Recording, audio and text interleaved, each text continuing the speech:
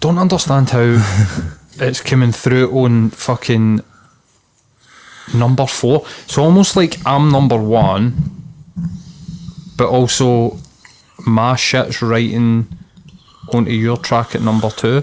Is it just the fact that there's crossover between the two mics? No, it can't be that, man. Because we'd get that every week if that was the case, wouldn't it?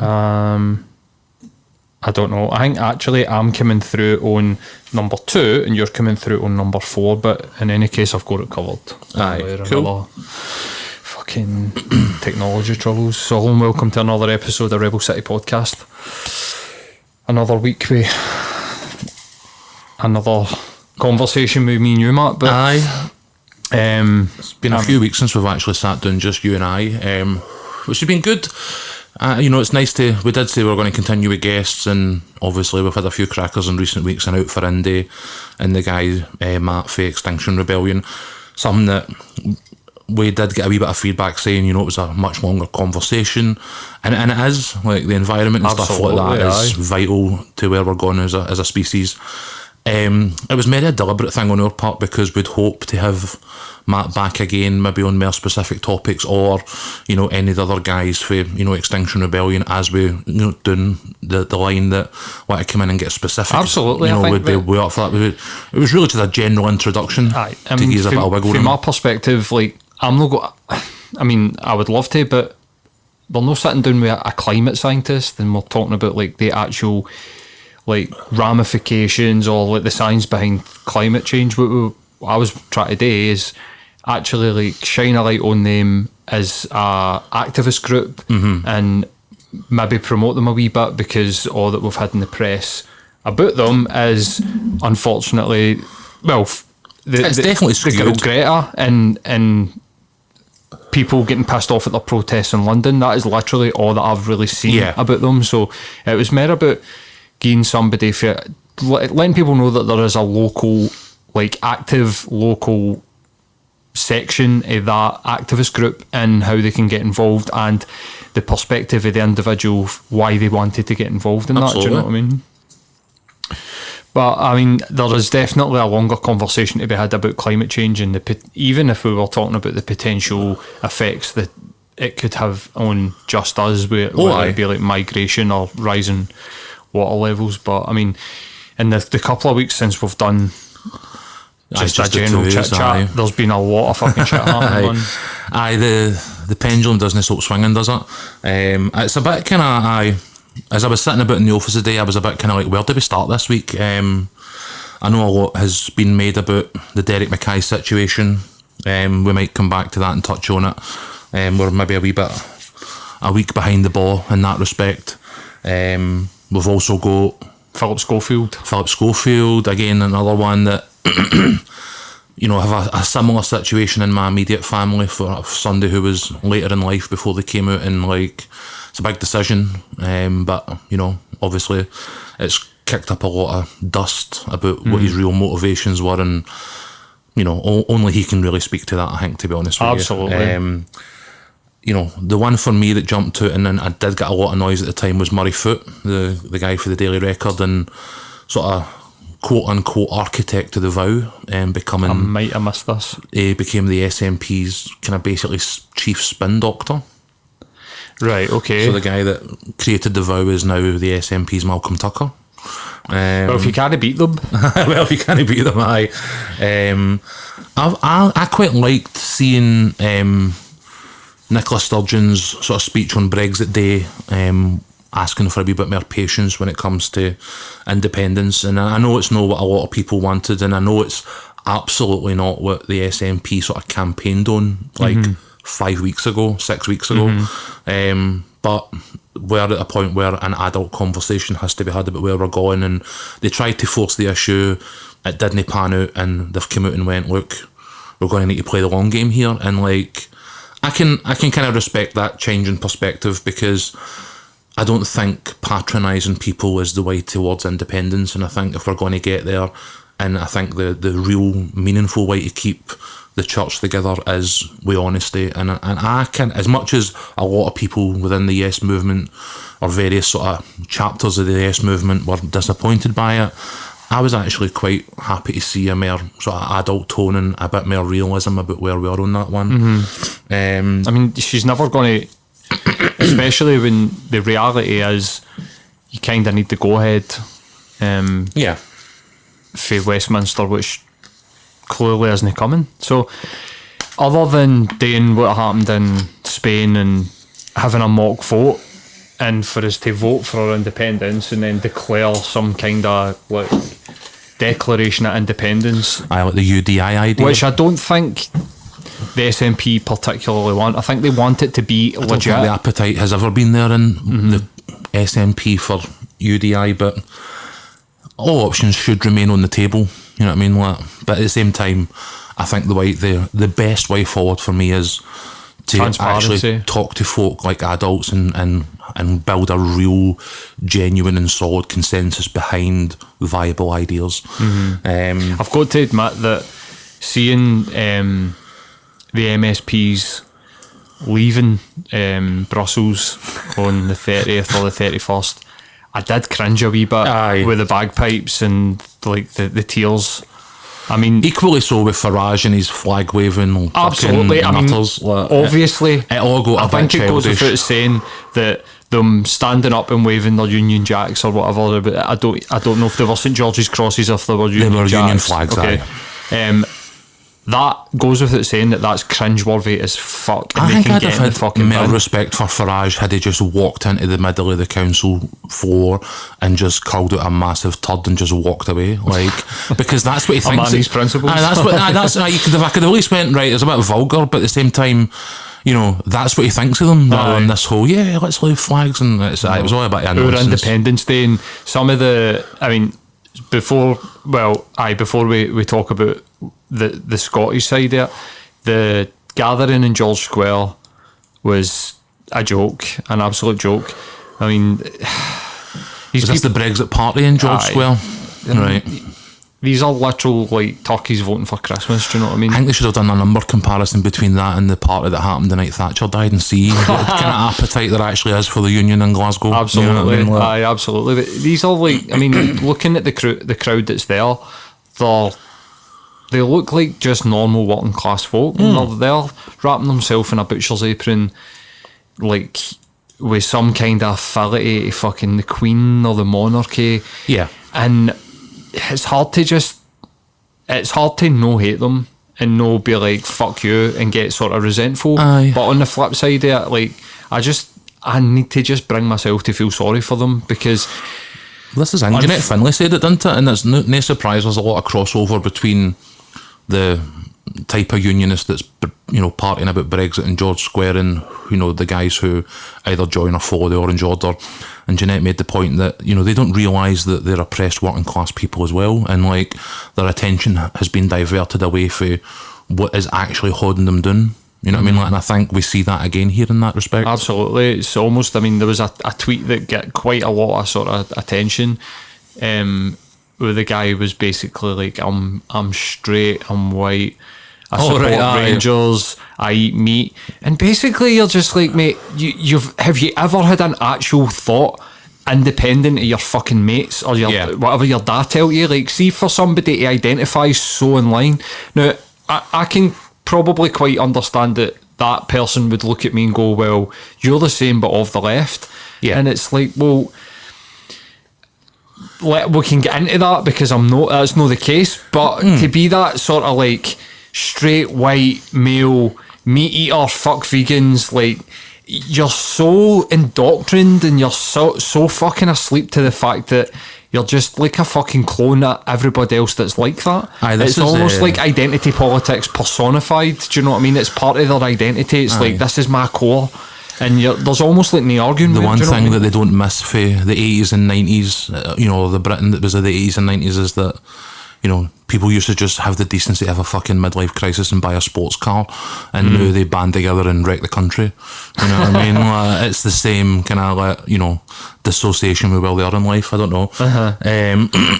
So the main thing that I was really cringing at was the whole sort of like crying and like the other MSPs for other countries sort of like applauding.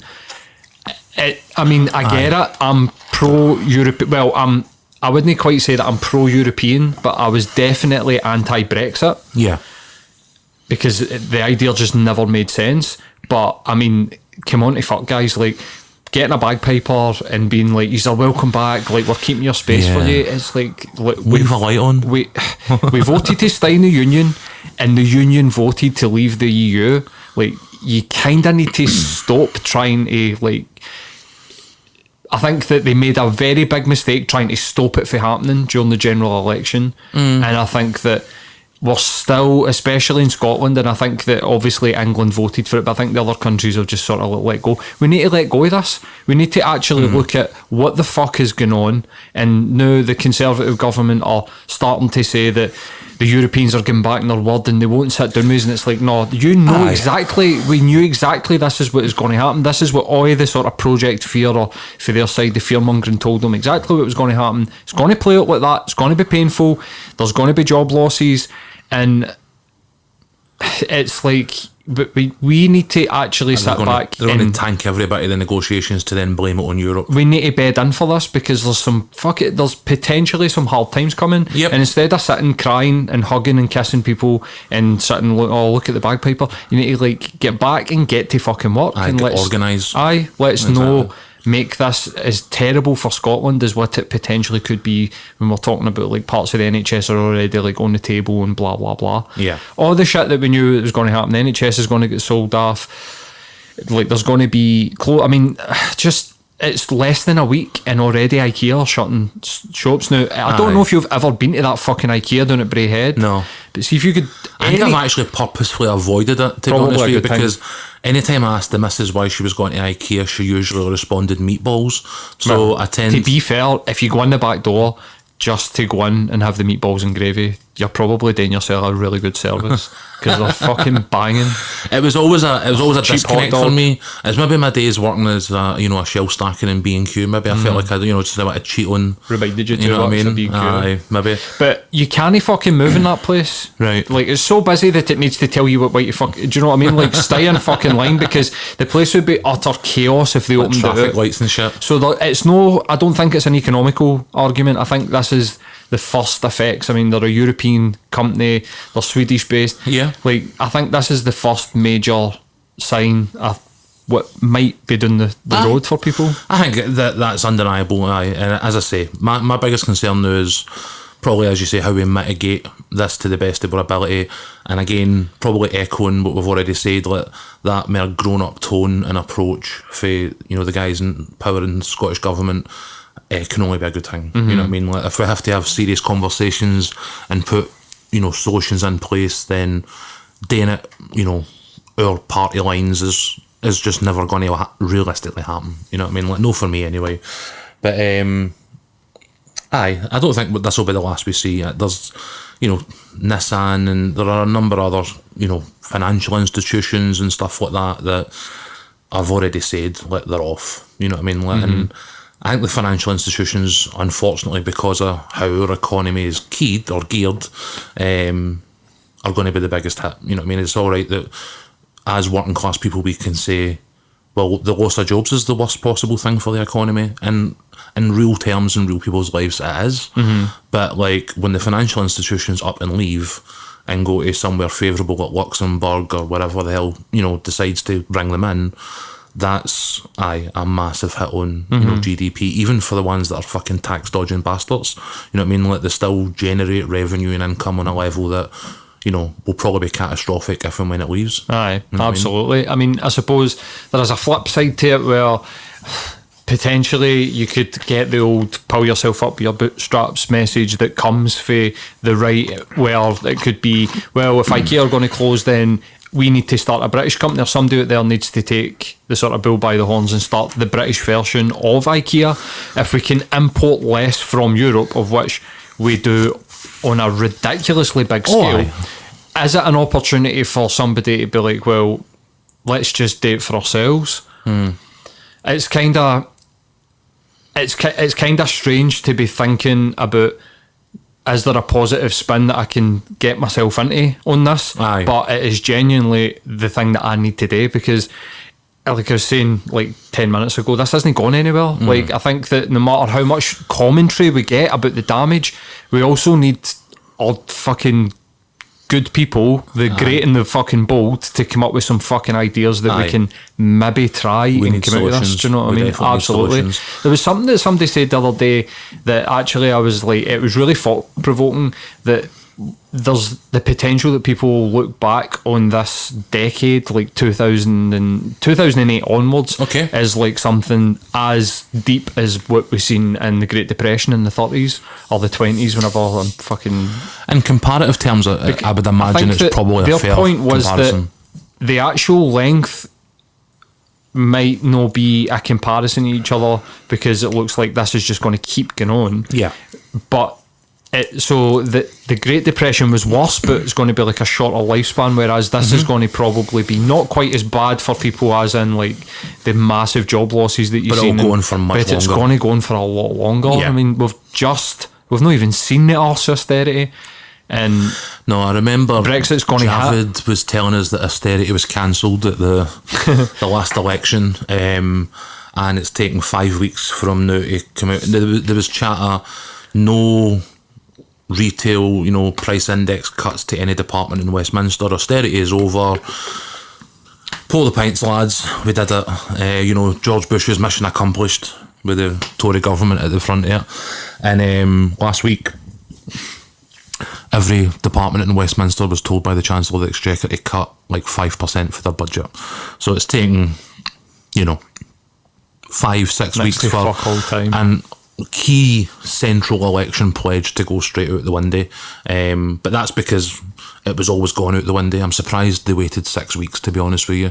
It wouldn't have surprised me had they been out partying and burying it under the news of the election victory the day after. You know what I mean? Like, but we're only going to talk politics in here, Will. I know. This is one of the ones that this week has left me a bit.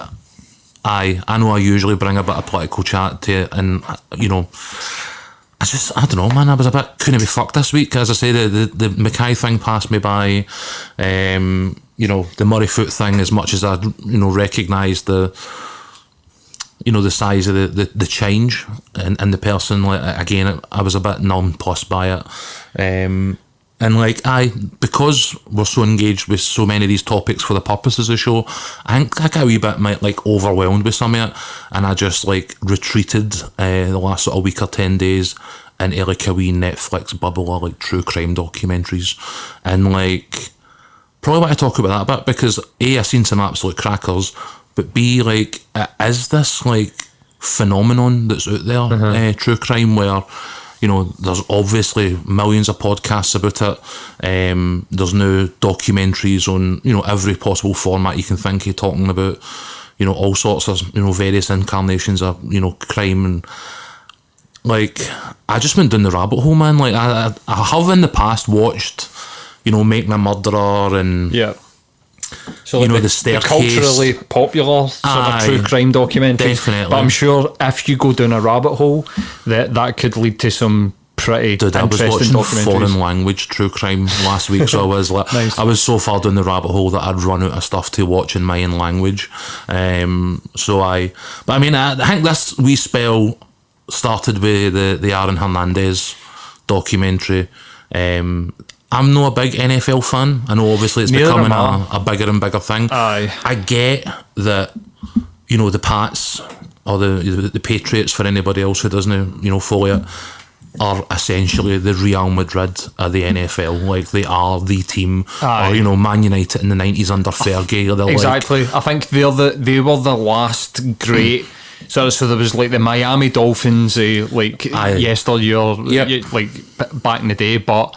It's been the Patriots for the last 15. Oh, they've won 7 out of the last 10 or something. Right, I get that's probably not accurate, and obviously but it's fucking what's his face is Brady and Tom Brady's the greatest quarterback ever. So this fella Hernandez was in and around arguably, a few of these teams. He played the kind of receiver position, so his job is to basically catch the ball and get it on the line. He's a striker. He's the striker. He's the Ronaldo type. He's the big money player. So there's two, one on each side, and then you've got the quarterback. The quarterback is essentially like the playmaker, and the two are like the two strikers. So they're the glory players. This lad, and it's kind of maybe echoes the Philip Schofield thing a wee bit, in the sense that going up through high school, he had relationships with men. He'd obviously also had relationships with women, and as a footballer, there was a lot more of an emphasis on his sort of cis persona, if you follow me. His dad was very driven, like one of these kind of tennis mum type archetypes, where he's very driven, he's very, treats his kids like recruits rather than, kids. Seems a bit like that, doesn't it? And it all kind of went tits up for him in high school when his dad passed away, just as he was going to college. He went away to college away from home when he'd originally planned to be at college at home.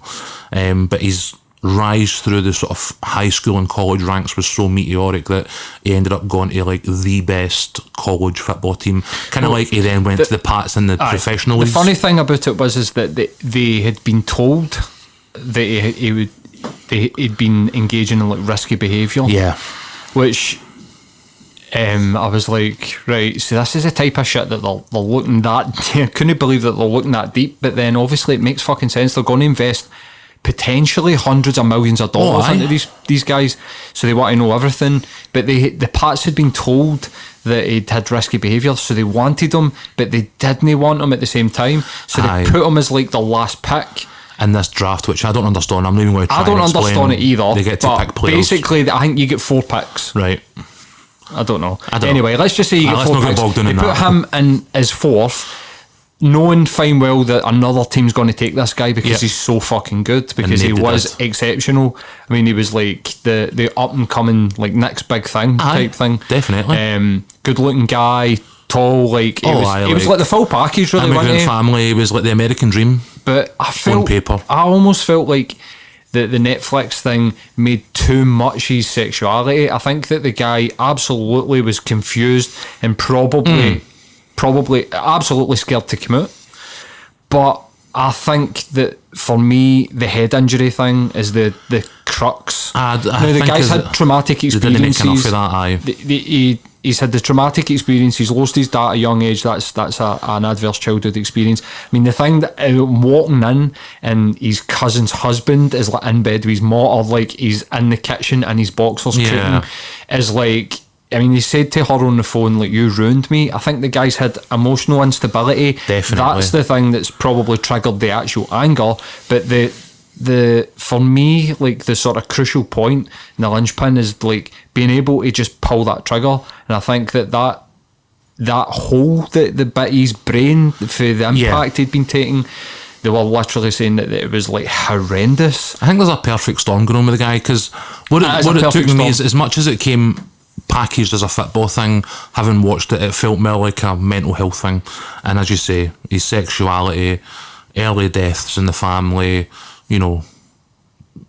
his mother then instantly kind of going and finding a new partner, and then moving away from home, drugs, zero consequences as a footballer, partying all the time, and then being an actual, basically a fucking rock star. I mean, this college football team were playing to 100,000 people easy. Or this, when you see the pictures of the stadium, and you're like, that's a college game, man. College like, sports it's is insane. Incredible. So I mean, you're living the rock star lifestyle essentially at 19, 20 years old.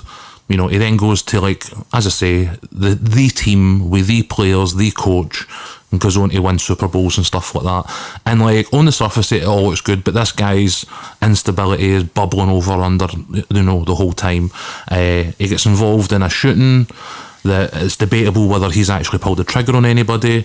And in investigating that, the police find a getaway car for another shooting where somebody was actually killed in a drive-by like a year previously in a club in Miami. The video from the club shows this guy Aaron Hernandez in the club that night, and the police never put it together. Took them a year to go, hold on a minute, this guy might have actually done this. You know what I mean? Like, so this guy played for an entire season, culminating in a Super Bowl win, whilst having actively killed somebody in the off season. So I mean, the pressure that he was under, I don't know. I could not fathom it. And then you put the traumatic brain injuries and all that kind of stuff into the mix, and it's just this powder keg story. And like, the way like true crime approaches these things, like, it can be quite sensational at times, and this one is very much of the kind of sensationalist genre in a lot of senses, because it does sort of sex up his sexuality and minimise the traumatic brain injury. Like, it's been a part of it. The guy's he's no understood himself, and I think he's felt that he's had to hide a bit of him away. Just the fact that he wasn't out, and he'd had like basically a boyfriend as a teenager, and they were outing him in the press with his like prison boyfriend and all the rest. It was horrendous, like, and absolutely, like the guy murdered people. But I think that we're starting to get to a point now where we can I mean, it doesn't excuse what the guy did. Like you said, it was a perfect storm, and there were also choices made. Absolutely, but I mean, some of the statistics about like suicide and traumatic head injuries, it's coming to even at low level. Scottish football now, where they're saying, I think when we spoke last about head injuries and head in the football, it was like 12, and they're now talking about 16, 18-year-old age bracket where they're going to try and minimise the use of head in the football. So I mean, this is a science that is now spreading. Absolutely, and is being legitimised everywhere. McNamara, do you know what I mean? It's hard to say that's linked, but obviously but there's been cases of like neurological problems, and obviously Davy Cooper died of the same thing, and at the time they were sort of speculating whether or not it was like head in the ball. Quite possibly. Like that. I mean, I think whilst like Jackie's in the woods, so to speak, all I would want to say is just one of my early Celtic heroes. Absolutely. Played anywhere that was asked to him, grafted like a motherfucker, captained the side, won trophies. Like, all I'd want to say on this until we know more is like a healthy and speedy recovery. Absolutely. What I mean? But as you say, like, these injuries and that definitely should have been more a focus in it. But what I was getting at there was like the sensationalised nature of like NFL star, gay, blah blah blah blah. There was elements that it was a bit.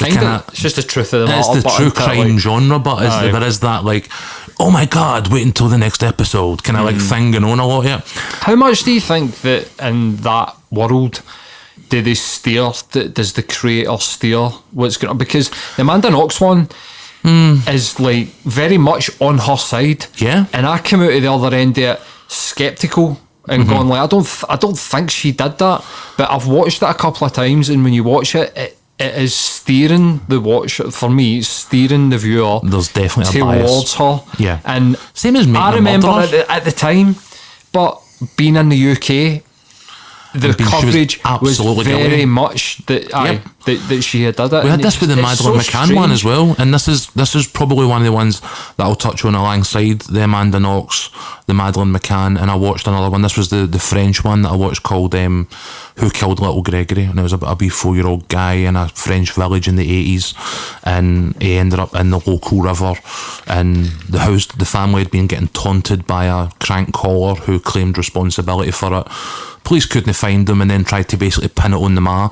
And then we've seen with the Madeleine McCann one as well that, you know, the story here at the time was very much, there's blood in the boot and the dog smelled this and blah blah blah. But when you watch the documentary, you come out the other side of it and you're like, all that stuff I believed at the time, same as Amanda Knox, all that stuff I believed at the time from the press was absolute fucking nonsense. Pure garbage. And like, millions of people had these individuals and families convicted in their minds off the back of just pure hearsay in a lot of cases. You know what I mean? Like, I mean, it gets even worse than that. I mean, I remember sitting with somebody, and it was that girl that got murdered where they had like the CCTV footage in like a Sainsbury's. Okay. And then she went back, and they could trace her steps sort of back towards the house, and like the landlord stayed in the flat up the stairs. And I was sitting and watching the news, and pure fucking hell, man. And the guy, literally his face came on the screen, and the person that was with was pure, he did that. I was like, wait a minute. This is the guy that they arrested, and then they had white hair. Whoa, wait a minute. I was like, fucking hell, easy. Like, the BBC did a drama on that, and so they did. Literally, loads of people, I was going to say, it came out that loads of people did that. They seen that guy and went, he did that. Aye, you do need to be careful of it, because that is definitely one element that all of these kind of stories we've talked about have got in common, is that a lot of assumptions were made about, you know, people based on, you know, let's be generous and call it hearsay, but, you know, could have just been outright lies. Zero evidence. Could have been as well, a manipulation of the press in some places. I mean, one of the other things that these stories have in common is parochial police forces. Where Amanda Knox lived, the McCanns in Praia de Luz, and the French fella, the wee boy, was in rural France. Even like the Avery fella, like he's in sort of rural southern United States. They don't, because they get away with like pinning stuff on people, or let's see, like they're almost like in the good old police, days. Corrupt police forces, and back in the day they could just pretty much get away with what they want. But then this is their first taste of the media. I think some of the implication you need to change. Some of the implication, certainly in these true crime documentaries, is that malfeasance on the police force's part is part of it, and briefing against suspects and stuff like that has definitely happened in all of the cases that we've talked about. There's also an element that these rural police forces probably have never dealt with, cases of this magnitude, this scale, or, getting this type of public attention. And like, when your life is taking cats out of trees and like helping old ladies and stuff like that in your wee local village, when the entire world descends on it screaming about where a kid is or where a woman is or what, who did what, I can see loads of police forces all across the world probably buckling under that pressure. You know what I mean? Like, but do you think that the actual like fascination that we have with these things, I don't know, I like like you're saying there's about 1 billion podcasts. Aye, definitely. I like the Sunny in Philadelphia thing where they did the making a murderer, with making Dennis a murderer. And at the end of it, Mac was saying, it's just like chips. You just sit and you just shovel them in your mouth, and you're not getting any like meaningful nutritional value at it, but you just keep going back for the taste. And there's definitely an element of that. Like, I think, do you think we're interested in? For me, sometimes I think that I'm trying to like tap into why they are like, because I do enjoy them, and for me it's like almost. Why did people go and watch? I want to get into that sort of mindset. I want to like sort of try and understand like what drives somebody to do that. Like what drives somebody to be able to kill people. Like there's a puzzle element as well to it that people like kind of work out. You know what I mean? Like, what do I think? What do you think? There's the water cooler thing where everybody's talking about it, like, which kind of echoes what happens in a lot of cases at the time. You know what I mean? Like, I like watching it for potential sort of like corruption. Obviously, like I'm into that. Like the making the murderer one. I'm not really that interested in like. It's no kind of like the Ted Bundy stuff where, or other like sort of serial killer documentaries where it can be about what they did and the sort of gruesomeness of that, and people are in it. That's sensationalisation again. I'm not really into that. Do you know what I mean? Like I'm not really into. So the one about, I think there's part of me that is don't fuck with cats. I've not watched that yet.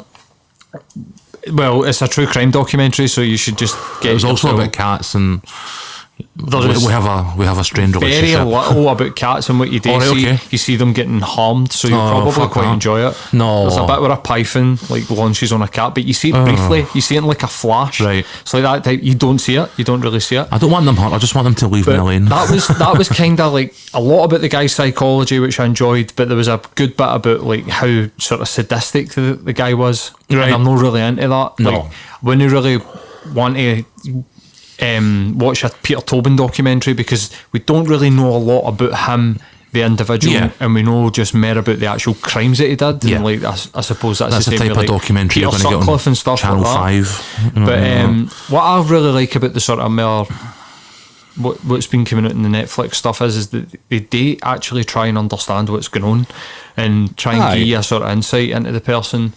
And this is where that bias comes in. Like they definitely try and tell their own story. Like the Amanda Knox one was very much favourable in her, and I think rightfully so. You know what I mean? Like the McCann one kind of swings backwards and forwards, but my ultimate sort of conclusion is that the wee lassie was taken, and they probably had nothing to do with it, barring their own stupidity after and leaving the documentary, because Aye. up until that point I absolutely thought that they did it. And the Making the Murderer has caused public outroar and calls for retrials and all sorts. There's still pardons being discussed for the nephew and all these types of things, and like there is definitely a mobilisation behind these when, you know, Trump no the promise story... to free Stephen Avery? I'm not sure. Couldn't tell you. Surprised. But like, when you touch on Bundy, like, there was a recent one that kind of bucked some of the trends that we've been talking about in terms of like sensationalising it, focusing on, you know, the crimes themselves.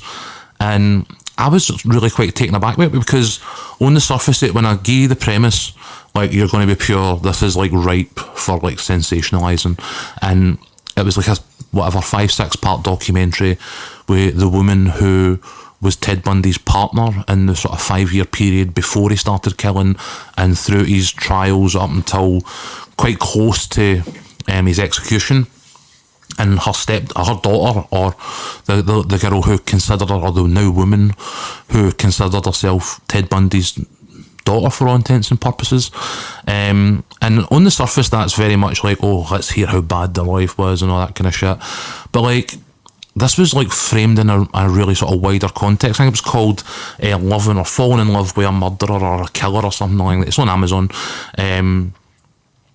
It was actually really quite subtle, and although Bundy was the catalyst for the series, like, and I said this on Twitter, like, he's not really the focus of it. Like, there's a lot of power being taken back by the family and by a number of the victims, people who found out they were his first victims as he ramped up towards killing and stuff like that.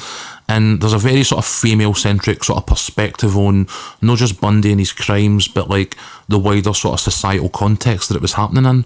So, and some of the echoes, again, with the, you know, our time kind of jumped out at me, where there was never an explicit argument made, but the kind of gist of what was being said about the 60s and women's liberation, the civil rights movement, was that it made a certain type of man uncomfortable, and that the spike in serial killers all across America in the 60s and 70s and beyond was a reaction to saying that we're going to be getting serial killers soon because of the spike and sort of, well, this is a similar sort of thing that we're going through. A reaction from a specific type of man to, you know, changes in society in the last sort of 10 to 15 years, and maybe there's a similar thread there, even if people aren't necessarily going out and killing. But it was very sort of well done. It was very subtle. It was very respectful, and really it kind of minimised Bundy and his own story, which I found quite an interesting sort of take, and it kind of definitely went against a lot of what we see in true crime, where they took the bits that had been sensationalised and they contextualised them. And, you know, it was weird to see this woman and her daughter go, like, we loved Ted. Like, the 5 years before he went off the deep end were the happiest 5 years of our lives. You know what I mean? Like, you see the pictures in with this wee lassie, and he, you know, in the pictures, he's everything that a dad should be. He's everything that a partner should be. And then as he started to pull away, obviously things changed. And, like, the disbelief, the you know, the realisations and the sort of journey that this family have had to go through in the wake of Ted Bundy kind of tied in really nicely with the other families that were affected by Ted Bundy's actions. And there was a very sort of high proportion of, like, incredibly strong women, mothers, sisters, daughters who were left behind, who stepped forward and was like, no, my life is not going to be defined by this guy. And even the family in question, who were his, you know, step family, were, you know, it's been a long journey for them. There's been alcohol and substance abuse. They've been through the mill, as you would expect. But on the other side of it, there's this realisation that they don't have to carry on with him the rest of their life. They can choose to kind of let him go. And that was something that echoed across a lot of the victims, where there was a lot of forgiveness, a lot of reconciliation. Like, some of the things that mothers of victims said to his mother were extremely touching and very sort of, you know, Christian, shall we say, in terms of forgiveness and all that kind of stuff. And, like, even though the documentary series itself did touch on really horrific shit, and, like, you know, 36 women at least, you know, sort of dying in pretty horrific ways, like, the overall sort of feeling at the end of it was that I was delighted that these women had found closure, that they had found acceptance and forgiveness, and, you know, got on with their lives to the best of their ability. And, like, that to me kind of bucks the trend, because you watch the Aaron Hernandez one and it obviously ends with him killing himself. You know, The Avery one is an open question. The staircase one has a definitive result, but again, a lot of questions are about how they get there. Like the one about Gregory in France is completely, to this day, unsolved. You know what I mean? So it was nice to watch something that was uplifting and has a bit of closure. You know what I mean? But I would highly recommend it, because that contextualisation in the wider context of society at the time was just so well done that it's definitely worth a watch. That out, man. It sounds so good. It is. So what else has been going on then? I think as much as we don't spend a lot of time talking football, or we try not to anyway, like things in Glasgow particularly around accusations of racism and whatnot have got a bit out of hand. Obviously, for those who don't follow Glasgow football, an accusation of racism was made that wasn't made. It was publicised that a Rangers player, Alfredo Morelos, had claimed racism and racist abuse. The translation showed that wasn't the case. Questions were asked of the broadcasters, which we don't really have sort of meaningful answers to. Some accusations were made about members of our local press trying to set agendas, and obviously, some other media types around the city have lost work as a result of it.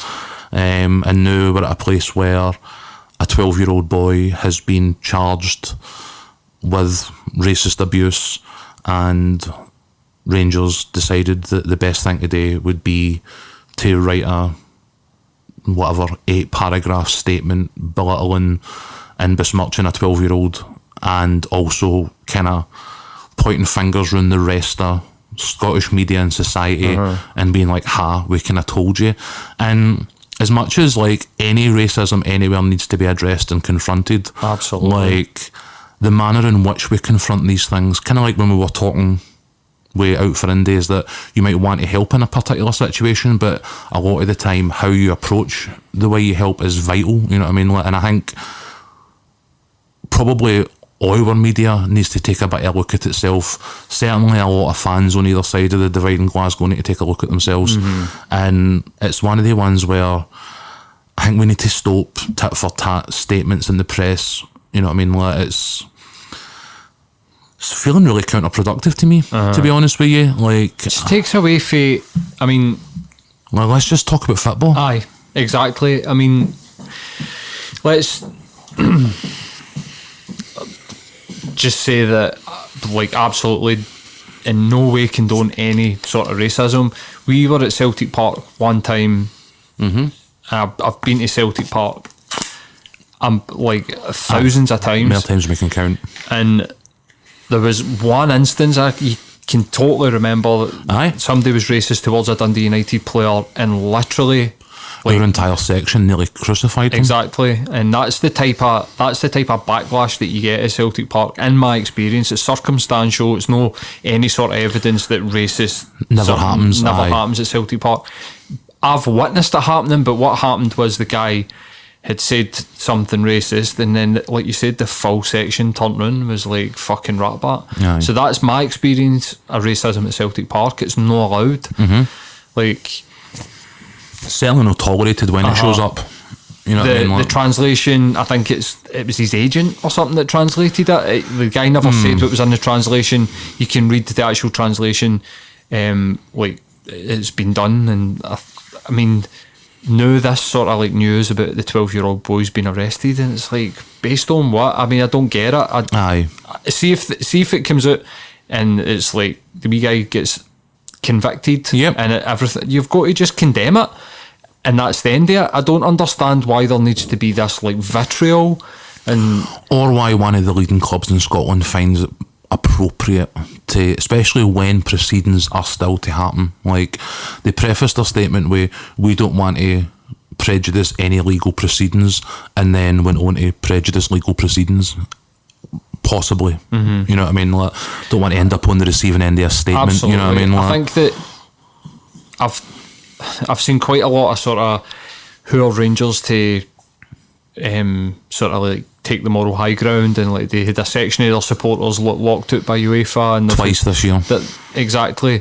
But put that aside. That doesn't matter. Like, this is what like you're saying. It's this sort of tit for tat point scoring. Well, using your own racism anti-racism charity to point score with a child in the public domain. I mean, it actually belittles what is probably really good work that everybody at the Everyone Everywhere campaign or whatever it's called is doing. I mean, those guys must be sitting in their office today cringing that, you know, whoever's in charge of the crayons in the Ibrox press office have decided to use their good work trying to eradicate racism for our game as a point scoring exercise with a child. You know what I mean? Like, can I believe that there are idiots that go to Celtic Park that would racially abuse a Rangers player? Absolutely. Do you know what I mean? But it would be condemned, and it just should be. And racism is everywhere. You know what I mean? The whole sort of like increasing divide between Celtic and Rangers fans that's happened there sort of last 5 years, in particular since they came back up, like the sort of bitterness about it. And it seems to be that Rangers as a club got on board with it. I don't know if it's some kind of like, they think it's like some sort of clever marketing strategy that they're basically like keep the base motivated. Exactly. Kind of almost like Trump style sort of political tactics. And I think it's probably quite appropriate that this week, you know, I was going to say one racist organisation potentially went into business with another, but they signed a deal with Trump Turnberry, and you're like, you know, you probably shouldn't be releasing statements lecturing us about the abundance of racism in society whilst also simultaneously signing business deals with one of the biggest and most open racists in the fucking planet. You know what I mean? Like, but again, optics, etc. And I don't probably want to spend too much more time on it all and to say that I think we've delved into like the bottom of the pit and like we now need to start climbing back out, because this is no the way to combat racism, and this is no the way to fucking like talk about football. You know what I mean? Like, it's meant to be the beautiful game. Like, let's get back to fucking talking about how teams are playing and, you know, competition and all that other shit. You know what I mean? Like, the guys that I know that are Rangers supporters, it's still the same sort of chat that I get with them that I've always had with friends and acquaintances that are Rangers supporters. It's like friendly banter. Whoever's got the upper hand's got the upper hand, and you just need to suck it up. But I think like that isn't reflected on what we're seeing on Twitter. It's literally like getting to the sort of bottom of the barrel. And what we're seeing in the press from it's stoking that at least one side, it's going to get somebody hurt. You know what I mean? Like, if we don't dial this rhetoric down and actually find a way for football clubs just to talk about football, then I have a genuine fear that somebody's going to get hurt, and I think that's why we've addressed it today. And again, no to point fingers. There's, you know, all sorts going on. I don't know who's guilty of what and where, like, but at the same time, how we talk about it and what's actually being said and the accusations that are getting flung about and the ramifications that are coming for those accusations and so on and so forth, like, just needs to fucking stop. So it does. Like, I think that's pretty much all I got to say on it, to be honest with you. Absolutely. The last couple of days, if we're going to move on, probably lighten the tone a wee bit after racism. Boris's bridge, like, have you seen Boris's? I've seen a bit. We're going to build a bridge between Northern Ireland and Scotland. That engineers have repeatedly say will not work, because I think one of the guys I read said that at its deepest point into clear sea level, you would need pylons that were 1,400 foot long. That there's sections of the trench that are over 1,000 foot deep, and that, you know, throughout the entirety of that section of the, you know, Irish Channel or whatever we call it, there's unexploded ordnance for like World War II. So it's too deep, it's too wide, it's too long, and it's got to blow up, and it's got bombs all over it. And like, what are they thinking? Well, this is the thing. Like, I'm not necessarily surprised it's a Boris Johnson policy, to be honest with you, because I think in the face of, you know, Brexit Britain, we're maybe trying to hark back to like the halcyon days of like great British engineering, and I think this is something that he looks at as, you know, like a potential legacy. I think it's also probably not surprising that as we sat here today, the high-speed 2 rail plans have apparently been okayed in the final thing. So we're going to spend, you know, 50+ billion quid on going to fucking Birmingham The Northern Powerhouse. Aye, 50 billion quid to get to Birmingham. You're like, give everybody jetpacks. Everybody that wants to go from London to Birmingham, spend the 50 billion quid and just fucking give them jetpacks. It'll be cheaper. You know what I mean? Like, the money you've got left there, you can spend on like crash helmets and knee pads and stuff like that. You know what I mean? Positive outcomes HS2? Absolutely none. I don't know. I've got no idea. It'll allow people to get to London and spend money there faster. Probably. You know what I mean? Like, people will now be forced to commute. People who used to complain about having to commute to London for Watford will now have to do it for Birmingham because house prices are so fucking ridiculous that they can't live within 400 miles of where they work. You know what I mean? Like, so it'll get for Birmingham in 2 hours. You know what I mean? Like, so that's the outcome is there's a train that goes from London to Birmingham in 2 hours. Like, I don't know, super fast. It's high speed. I don't know the exact thingies, but I think Japanese bullet train, except going to Birmingham. You know what I mean? But as I say, these engineering things, these projects that are there to showcase British engineering, British products, and thinking and modern thinking and all that shit. Like, to me, it's Johnson thinking about himself as like a prime minister for like the steam age, where you get to stonewall at the latest train and it's an actual big deal, or like somebody building a bridge somewhere was like an actual feat that people were pure, Jesus fuck, they built a bridge there, and you're like, that was 150 years ago, guy. Aye, you know what I mean? Like, a bridge. Even if this bridge could work, which it can't or probably won't, it's just a bridge. You know what I mean? Like, it's 12 miles across or whatever. Like, in China, they're making bridges that are like, 60 kilometres long and go under the sea.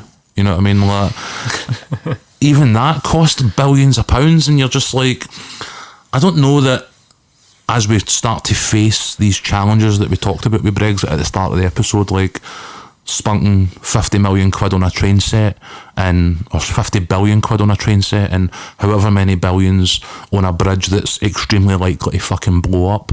Like, I think that money could probably be better spent. I don't think we need prime ministerial vanity projects. You know what I mean? I don't see either of them getting completed either.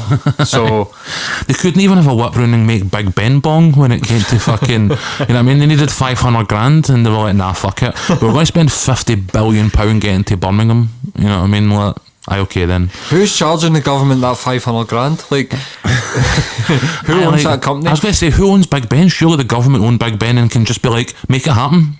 Like, it's in their building. Everything costs money. Do they rent? Like, I don't know. So they try to say that the guy that goes up and like hits the fucking bell or whatever, like, gets paid £500,000 or is that? It must all be automated. Surely to Christ. There's no. I think there's a computer. I think there was a day where there was a guy pulling a rope to bong Big Ben, but like, surely to Christ, that's not still the case. Computers have stole that job. If he is, like, fair play to him for getting 500 grand. You know what I mean? Like, but I think it was just more about the infrastructure that was needed to make it happen. You know what I mean? Like, but again, this. Surely it already exists. It's not instant like they're failure of British engineering was the own Brexit day. They never got it. Like, he's going to talk about bridges that will never happen. High speed too. I mean, 50 billion is probably like a conservative estimate. You know what I mean? Like, it'll be like the Edinburgh trams. It'll just escalate. Oh, of course. The minute everybody gets their claws into it. Like, but I think it's, as I say, this halcyon day sort of Brexit Britain thinking is that, like, fuck all this nonsense. Let's spend everybody's money on a bridge. You know what I mean? Like, that's what we'll do. So he can stand and wave his union flag at the front of a bridge and keep Gran and Grandad happy. Yep, exactly. Yeah. And it's unnecessary for me. But the more these projects that fail, the better. You know what I mean? Like, I think it'd be quite funny to watch stuff like that fall about in its arse, because if we're going to spend the money on it, it might as well also be a total failure. You know what I mean? Like, the actual, like, it's the only way the visual metaphor works. You know what I mean? Like, the actual political, like, environment right now is, it doesn't feel real.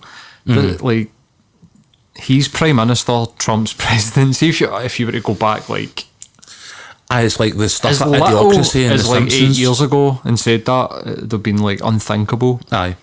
I read a really good long read on the BBC website today talking about American politics, and obviously the tone of things there after the impeachment trial, and it was saying 8 years ago Romney as he accepted the nomination, was, you know, stonning with Trump while Trump was doing all his birther bullshit with Obama, and now 8 years later was the only person on the Republican side who voted, you know, against the Republican Party in the Senate, and had to like basically give a kind of teary explanation as to why he went against the party.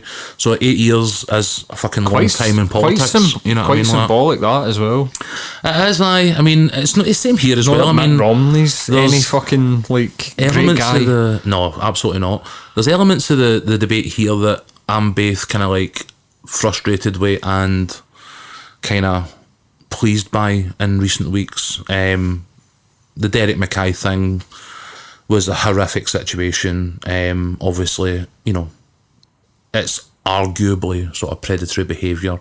You know, sending hundreds upon hundreds of messages. I mean, none of the messages themselves appear to be illegal, but at the same time, they're extremely distasteful, and you know, we're very much in sort of potential sort of grooming and predatory territory here. And I think when the story broke, you know, the right thing was to get him out there as quickly as possible. And I think, you know, the rhetoric around that was swift, it was quick, it was to the point, and it got the job done. The coming days after it have been a bit of disappointment, because so many people across the sort of divides in Scotland kind of agreed for just like one moment. You know what I mean? There was a moment where Labour, the SNP, even the Tories and the Greens were all saying, we agree that this guy needs to go, and well played to the government for swift and effective action and blah, blah, blah. And it kind of felt like a moment of calm, where I was like, this was, as much as the situation was horrible, there was a moment where everybody was on the same page, and like, if we could get that more often, maybe more things would get done. It's kind of shit that it needs to come to something, a situation like that for them that to kind agree. of like agreement. It's a shame, a very big one. But then the next day we get out there and the story becomes about how the SNP had asked for details of the accusation for the Sun, and you know, obviously a number of sort of unionist MPs and MSPs decided that was unacceptable, you know, that this was something that they could point score on, and we kind of went back to, you know, the same shit of the last couple of weeks and months and years, and I was a bit like, oh fuck man, that did not last, you know what I mean? Like, and I can get why folk are like, oh, well, hold on a minute, you know, why were they asking for the boy's name? But I think if you consider the SNP McKay's employer, and an accusation is made against somebody that you are ultimately responsible for, I don't know that it's necessarily, you know, unreasonable to ask for details of the accusation, but at the same time, does that need to extend to the boy's name? I don't know. You know what I mean? Like, the boy's name should absolutely not be in the public domain. But as, you know, potential representatives of the accused party in that moment, I don't know that asking for these details of the accusation at least were unreasonable. It could be as simple as following protocol. Maybe. I don't know.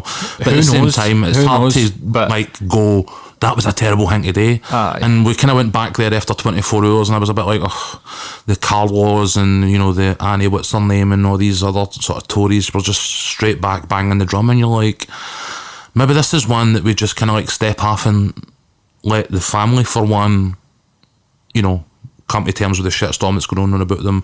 Let's get the guy out of the public domain as quickly as possible. We then moved on to accusations of being told he wasn't allowed to drink at formal parties, and that again might be true, but again, it's like kicking a dead body. Like, what was the need for it? It was one of the ones where the guy was done, he's out, he's gone, he's probably never, and he rightfully should probably never come back. 2 days about stories about his drinking kind of left me going, right, and what? You know what I mean? Like, I don't need it. This guy is no longer somebody I need to get any consideration. It's just cannon fodder for them to just sling at you. Do you know what I mean? Just pure, here's more distraction. Do you know what I mean? It's just that when the media gets hold of something like this, they just push it until people are genuinely sick of it, and then until people stop talking about it. Do you know what I mean? We feed this beast. Like, we engage in it, and it's the clicks, and that's what dictates what we get. So I think that's the kind of largely kind of that thought process is what led me down the hole with the true crime in the last week or two, because I get kind of fed up with it. And I think it was a bit, as much as we've talked in other episodes, like, about positivity and stuff like that, I've definitely struggled in the face of quite a lot of this and been engaged with a lot of this to, like, remain hugely positive in the last couple of weeks. And it's something that, you know me, I'm not exactly Mr. fucking Sunshine in the light a lot of the time. I have my life. You've got your base, and if you go below your base, you know yourself. Do you know Absolutely. what I mean? Like, and so, being naturally positive is something that is often a challenge for me. In the face of some of the stuff, I definitely took a wee bit of a dip and disconnected somewhat from the real world into my true crime universe. And I've got to say, I actually found myself the day kind of like tweeting out, like, kind of asking for tips on how people actually manage, you know, that positivity. Because I know some you focus a lot on and that we talk about quite regularly. And I always feel that you have a better grip at it than me in that respect. But then you always make the mistake of comparing yourself to other people when you think about how you are in your mental health, and that's definitely something I try not to do. But it was good to get a wee bit of perspective for a few folk who tweeted back, you know, things like exercise, like making lists. I fucking love making lists. I make lists in work all the time. There's nothing more satisfying than like scoring shit off the list. And I've never until like this morning when I got the tweet back thought to make a list in my personal life. I have things in my head that I want to go and do and achieve, but I've never like listed it, and I've got to say that was one that was like, how do I not do that? Like, I do that in my professional life all the time. You know what I mean? Like, it is ridiculously satisfying scoring. I mean, that was something that I took for somewhere that I had watched a fucking TEDx or something a few years ago. They're saying even the most menial tasks in your day to day, put it down, like whatever it is. It's like, I'm doing this, I'm doing that. I think it was Darren Brown we were talking about, was it no? He was saying, like, if I get to like 3 o'clock and I don't smell and I've got fresh breath, then that's one I check off the list. Aye, exactly. You know, so you're Darren Brown, like, absolutely accomplished guy, you know what I mean? Like, even the things that you don't even think about, but actually, like, I hate that when I go into work in the morning, I hate looking at my emails. I fucking hate opening up my emails because there's usually shit there that you're going to need to do. Do you know what I mean? Like, your first thing in the morning, like, people work in the company that I work for 24/7. So I usually go in and there'll be something that will need my attention. So it's something that I noticed that I don't enjoy, so I put it on my list. Because actually scoring that off actually fucking means something, because I hate doing it. First emails, check emails, put check emails, just to score it off. And that was something so you're just starting the day on a win. Right. Just stupid. That was a tip that I got for something where it was like, just even the most silly stuff, if it causes you not to enjoy it, if you don't enjoy doing it or whatever, put it in the list and score it off, because then you'll actually get something positive out of no light and doing something. Do you know what I mean? I think one of the big things for me is that, like, sometimes, as much as I have, as you say, that base where I'm in control, like, there are times where my brain is its own thing, it's its own autonomous kind of thing, where I'm here in everyday life doing what I do as I do it, and it's ticking out on something completely different. So, like, living in the moment can be quite distracting, but like, having that critical mind, like, it's always in a work sense anyway, like, try to problem solve, and it just, I know it is me, but it sometimes feels like it's just stuff that's ticking out in the background that I'm not always necessarily conscious happening until I get the moment I go, alright, cool, there's the answer there. But there's a lot of, like, critical thinking involved in that, and, like, I think sometimes that's where I fall down when it comes to the positivity, is that my natural inclination is to think critically about how to tweak, improve, change, and in work you get that instant gratification, but in the choices you make in life, sometimes the reward or the result is a wee bit further down the line. Absolutely. And it's hard to, for me anyway, to think critically, no see results, and then still remain positive, if you follow me. A really real way of description. I've never really heard it being described that way, but that is what triggers people into addiction, is that, like, when I'm not doing anything, I need to be doing something. And that need and want to actually just keep yourself occupied ultimately leads to this. But when I do this, I don't need to do that thing. So it's just like, I mean, the sort of, like, inner monologue and the trying to live in the moment. Like, I think that you can get yourself to a place where you can pick and choose which one of the two that you do. Yep. And there's like a trial and error sort of period that goes with that, because you can disconnect, or you can live in the moment so much that you actually forget to do some critical shit that you need to be doing. You're like, fuck man, I'm forgetting to do this stuff. But there also comes a time when if you are trying to relax, that you should be able to relax, and you should be able to switch off that like ticking there in the back of your mind where it's just constantly switched on. Like I'm like you, just try and keep an eye on that. Aye, I was. Well, like if I'm at work, I want to be like that sort of like active in the mind where people give me problems and I've got just solutions. It's like almost like a sort of creativity, and I think that there's been descriptions and people described it and it's like overactive and whatever, but I think that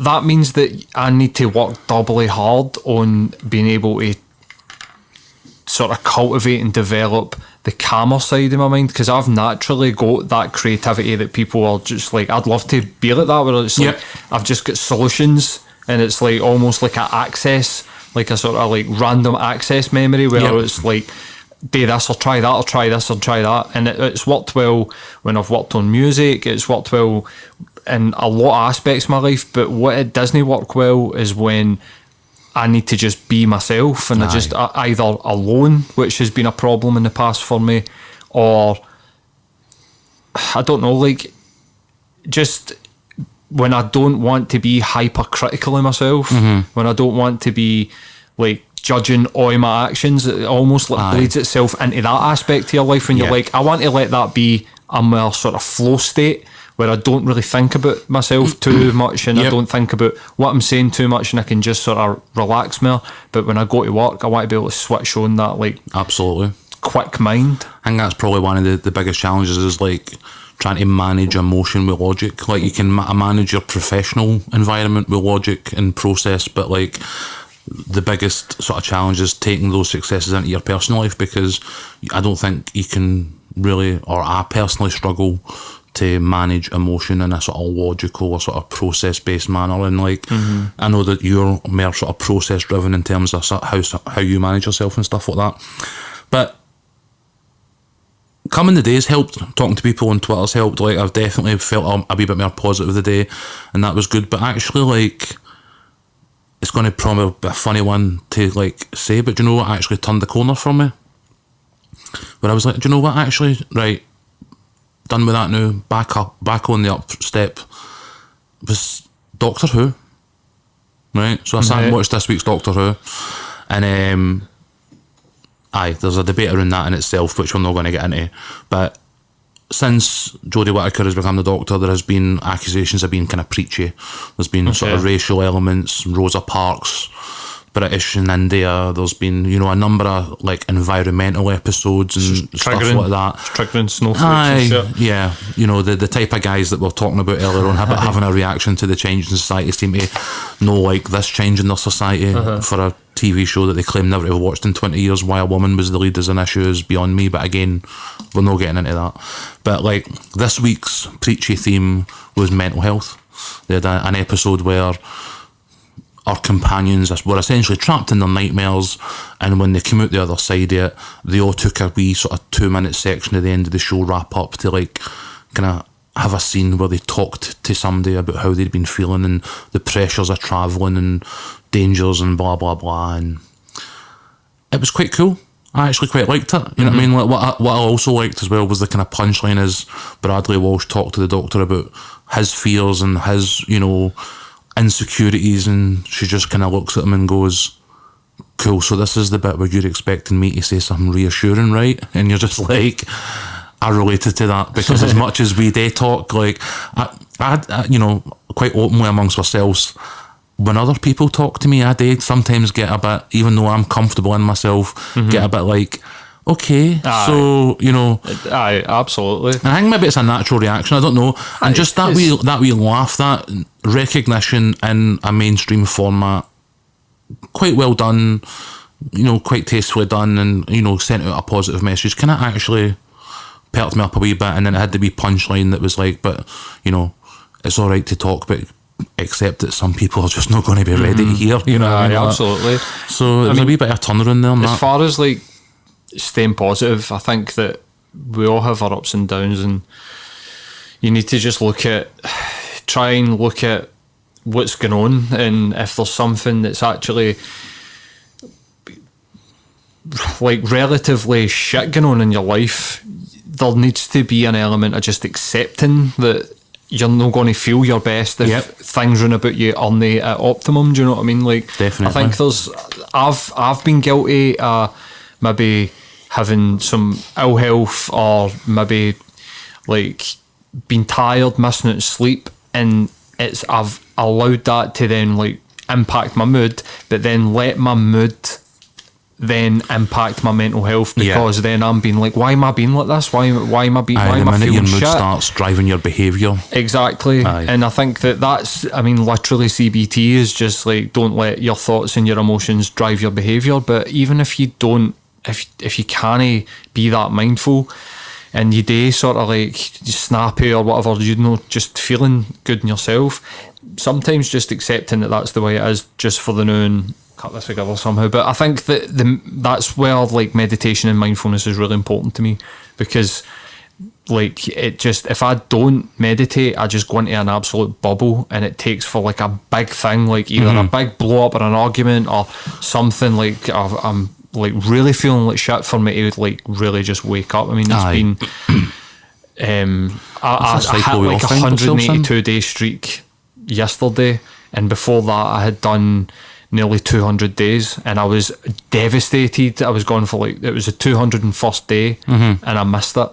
And of what, sorry? Meditating every day in a row, and I missed it. So I'm like, technically I've meditated every day for a year, but it's so important to me.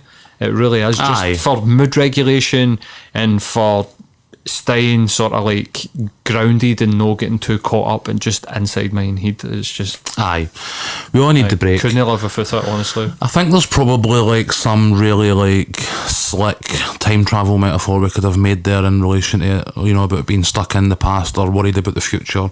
Related to Doctor Who. Unfortunately, I don't like Doctor Who. You don't like Doctor Who, and I didn't write in before on, and I'm no slick enough to do it like on the hoof. So, you know, I think that's us, really, isn't it? Man, I'm happy to end it there, man. Cheers for as anticlimactically as possible. No, but like, I mean, I spent what, like 6 hours on a train a day, right? And I was genuinely like shattered when I came in. It's fucking freezing outside. Oh, it's horrible. It's horrible. I walked up for Central Station. I came in the house, the heat hit me, and I was just like, do you know what I want to do? I want to just lie down. I got up at 5 this morning to go to Newcastle, and I feel like really energised. So like cracking conversation just about shit, but even just the bit at the end, man, just about like, I think that the guys that responded on Twitter, like they were saying like health and fitness and stuff like that, it is really important. But definitely. That's why I was just adding my own wee bit, of course, about like what like another sort of wee tip, because you know, like health and fitness is massively important, and it's, I think like a lot of these things, it's very individual. You find your own thing, you find your own way of coping. Definitely. But thanks for coming and like just not at all having a conversation, because I absolutely, like, I was fucking knackered, and I feel like pure energised by it. So I've got to say, like, definitely feel the bounce back over the last 24 hours, starting with Doctor Who, finishing here, and then, you know, we'll see what next week hopefully brings Celtic us. win tomorrow. Hopefully. At home to Hearts. RBI, right, cool. For some reason I thought it was Europe this week. No, and then next week. But anyway, cheers, man. Until we meet again.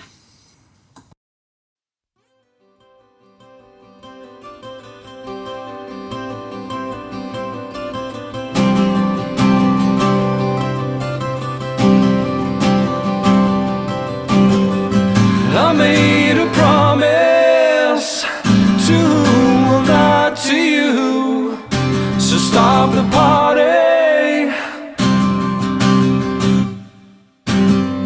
I tried to reconcile a life I lived a while, just stop the party.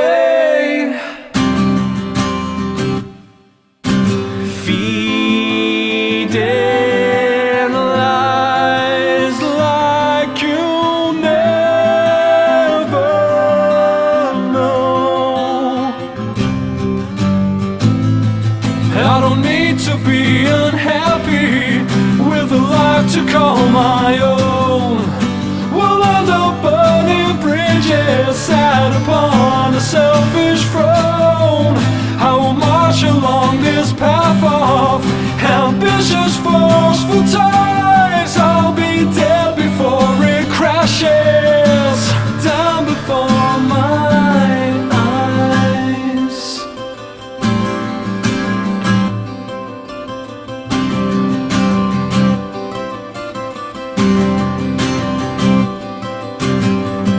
I know we'll make it through smiles and trials of fire. We'll make the party.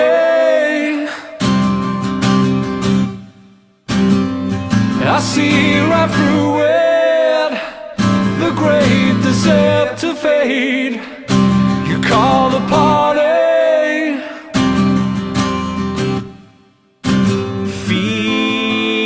Feeding lies like you'll never know. I don't need to be unhappy with a life to call my own. We'll end up burning bridges sat upon a selfish throne.